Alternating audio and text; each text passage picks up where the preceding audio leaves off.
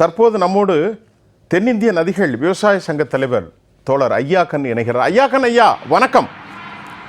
தற்போது வணக்கம். போர் சூழல் காரணமாக தமிழ்நாட்டில் உரங்களினுடைய விலை கடுமையாக உயர்ந்திருக்கிறது என்பதை நம்முடைய ராமசேசன் அவர்களோடு இப்போ கேட்டேன். இன்றைக்கு மாலை பத்திரிகையினுடைய தலைப்பு செய்திகளும் அதுவாக இருக்கிறது. சசிகலா அம்மையார் அவர்கள் ஏக்கருக்கு விவசாயிகள் கடுமையான சிரமத்தை சந்திக்கப் போகிறார்கள், பல சிரமங்கள் அவர்களுக்கு இருக்கிறது என்பதை அவர் சுட்டிக்காட்டியிருக்கிறது மட்டுமல்ல, தமிழ்நாட்டில் எல்லாரும் சொல்கிறார்கள். ஐயா, உண்மையிலே பிரச்சனை என்ன திரு ஐயாக்கன் ஐயா? சின்னம்மா சொல்றது 100% உண்மை. ஏன்னா விவசாயி இன்னைக்கு ஒரு ஏக்கர் சாடி பண்ணா 40,000 இருந்து 45,000 செலவாகுது. ஆனா மோடி ஐயா என்ன சொன்னார் எங்களுக்கு? I will give 2 times profitable price for agriculture ப்ராடக்ட்னு சொன்னாரு. 2 மடங்கு லாபம் தரும் விலையை விவசாய விளைபொருளுக்கு தரேன்னாரு. ஒரு கிலோ 18 ரூபா வித்த நெல்லுக்கு 54 ரூபா தரேன்ட்டு 24 ரூபா கொடுத்து இந்த வருஷம் ஒரு 70-80 பைசா ஏற்றி கொடுத்துருக்காரு. கிலோவுக்கு 80 பைசா தான் ஏற்றி கொடுத்துருக்காரு. ஆனா உரம் 1300 ரூபா 400 ரூபா வித்தது 2500. எவ்வளவு ஏறி இருக்கு? விவசாய காப்பு. ஒரு நாடு பலம் பொருந்திய நாடுன்னா அது உணவு உற்பத்தியில் தன்னிறைவு பெற்றிருக்க வேண்டும். பெரிய ராணுவம் வச்சிருக்கனால பலம் பொருந்திய நாடு கிடையாது. ராணுவம் பலம் பொருந்திய அந்த கூட உணவு இல்லை, வெளிநாட்டில இருந்து உணவுக்காக கையே இருந்தனா அது பிச்சை எடுக்கிற நாடாயிரும். அதனால ஒரு நாடு பலம் பொருந்திய நாடுனா உணவு உற்பத்தியிலும் தன்னிறைவு பெற்றிருக்க வேண்டும், ராணுவமும் சிறந்த ராணுவமாக இருக்க வேண்டும். உணவு உற்பத்தியில தன்னிறைவு பெற்றிருக்குன்னா விவசாயியை காப்பாற்றணும். ஆனா மத்திய அரசு விவசாயியை காப்பாற்றுறதுக்கு ரெடியா இல்ல. லாபகரமான விலையும் தர மாட்டேங்குது. மாநில அரசுகளும் மத்திய அரசை கேட்க மாட்டேங்குது. ஏன்னா விவசாயி இந்த நாட்டினுடைய அடிமைகளாகத்தான் பார்க்கிறார்கள் ஒழிய அவர்கள் இந்த நாட்டினுடைய முதுகெலும்பு என்று யாரும் நினைக்க மறுக்கிறார்கள். தேர்தல் வந்தால் விவசாயிகள் முதுகெலும்பு, இந்த நாட்டின் முதுகெலும்பு. தேர்தல் முடிஞ்சிட்டா எங்களை அடிமை மாதிரி பாக்குறாங்க. எங்களுக்கு இங்க பாருங்க, வெறும் ஒரு டன் 1970 ஒரு டன் கரும்பு 90 ரூபா விற்கும் போது 80 பவுனும் 90 ரூபா ஒரு பவுன். இன்னைக்கு பவுன் 1,20,000 ரூபா. ஆனா நெல்லு கரும்பு 3,500 ரூபா. அன்னைக்கு 2.5 மூட்டை நெல்லு வித்தா 40 ரூபாய்க்கு நெல்லு 60 கிலோ. 2 மூட்டை 3 மூட்டை வித்தோம்னா ஒரு பவுன். இன்னைக்கு ஒரு மூட்டை 3000, ஒரு மூட்டை 2,400 ரூபா. 1/4 கிராம் வாங்க முடியுமா விவசாயியால?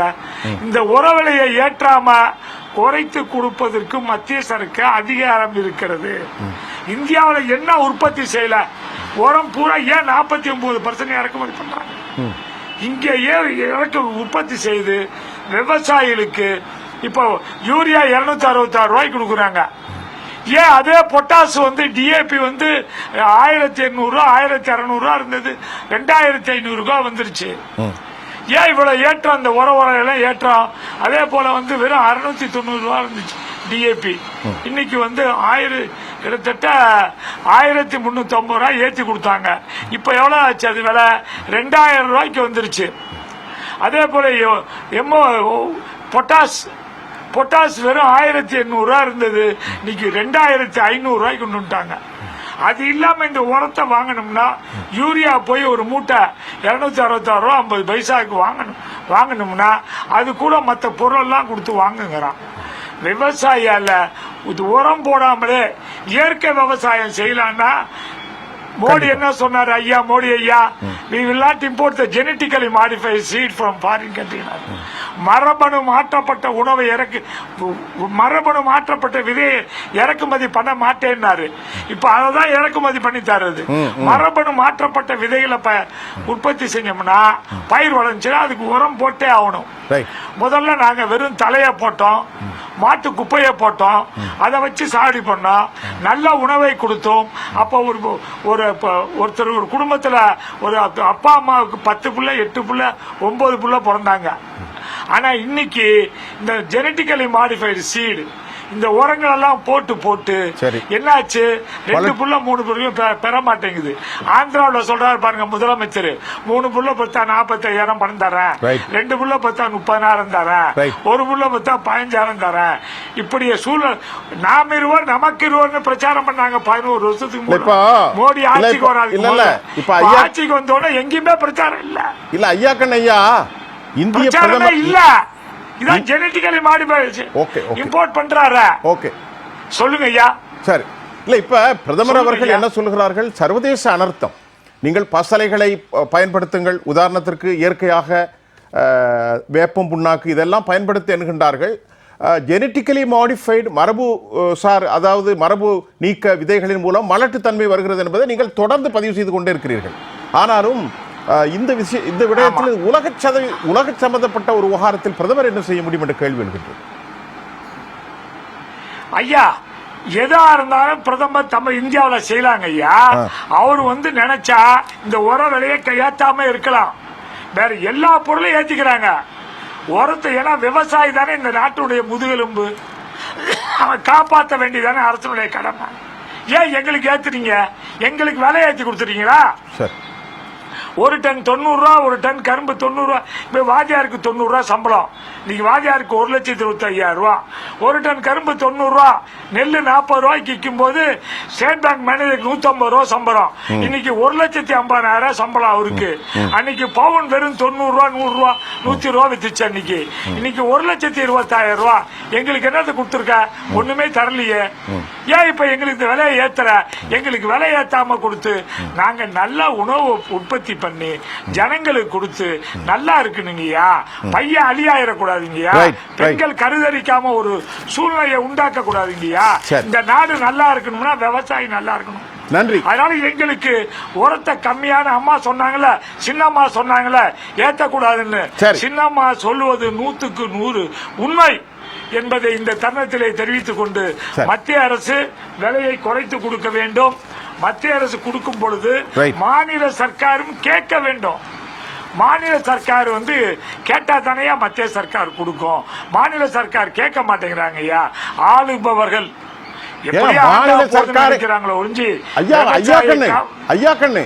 இப்பதான் போயிட்டு வந்திருக்காரு. 19 நாள் தான் ஆயிருக்கு அவர் பதவிக்கு. நேற்றும் பேசல, சற்று காலதாமதம் ஆகும். மாநில அரசுனா இப்பதான் வந்திருக்காரு. ஜோசப் சி விஜய் அவர் எப்படி பேசணுங்கிறதெல்லாம் காலம்தான் பதில் சொல்லும். அதுக்கடல நீங்க மாநில அரசு மேல் குறை வைக்காதீங்க.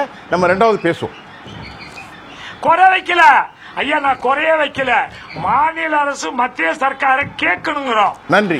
மாநில அரசு விவசாயிட உர விலையை ஏற்றாதீர்கள் என்று கேட்க தான் சொல்றோம்.